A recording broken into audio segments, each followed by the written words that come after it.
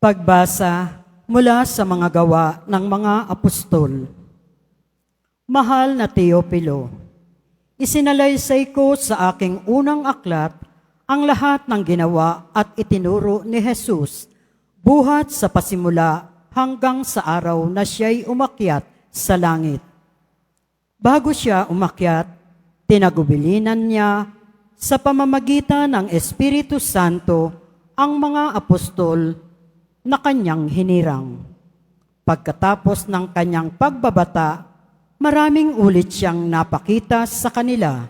Sa gayon, napatunayang siya'y buhay. Napakita siya sa kanila sa loob ng 40 araw at nagturo tungkol sa paghahari ng Diyos. At samantalang siya'y kasakasama pa nila, kanyang tinagumilinan sila. Huwag muna kayong aalis sa Jerusalem. Hintayin ninyo roon ang ipinangako ng Ama na sinabi ko sa inyo.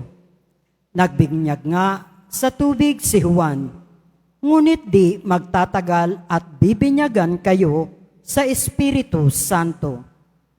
Kaya't nang magkakasama-sama si Jesus at ang mga alagad, nagtanong ang mga ito, Panginoon, itatatag na po ba ninyong muli ang kaharian ng Israel?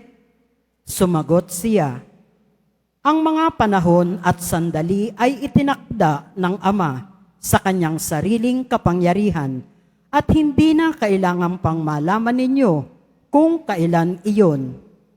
Ngunit bibigyan kayo ng kapangyarihan pagbaba sa inyo ng Espiritu Santo at kayo'y magiging mga saksi ko sa Jerusalem, sa buong Judea at sa Samaria, at hanggang sa dulo ng daigdig.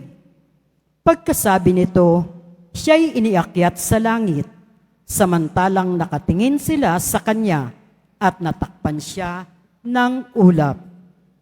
Habang sila'y nakatitig sa langit, 2 lalaking nakaputi ang biglang tumayo sa tabi nila. Mga taga-Galilea, sabi nila, bakit kayo narito't nakatingala sa langit?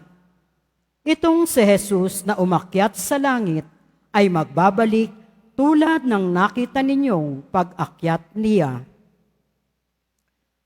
Ang salita ng Diyos. Salamat sa Diyos.